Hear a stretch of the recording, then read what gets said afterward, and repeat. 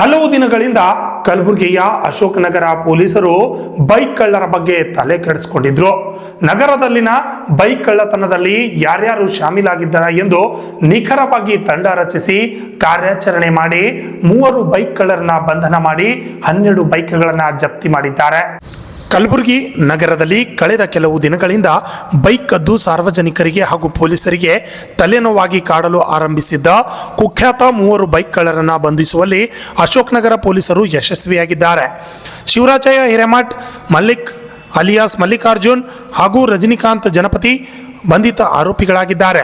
ಬಂಧಿತರಿಂದ ವಿವಿಧ ಕಂಪನಿಯ ಅಂದಾಜು 7 ಲಕ್ಷ ರೂಪಾಯಿ ಮೌಲ್ಯದ ಬೈಕ್ಗಳನ್ನು ಜಪ್ತಿ ಮಾಡುವುದಾಗಿ ಪೊಲೀಸರು ಮಾಹಿತಿ ನೀಡಿದ್ದಾರೆ.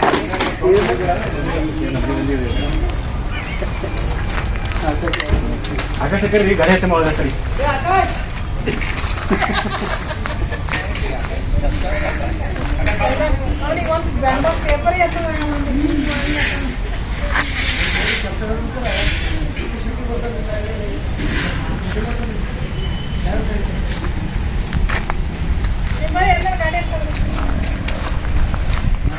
ಅದ್ರ ಗಾಡಿ ಹಚ್ಚಮ್ಮ ಆಕಾಶ ಬರ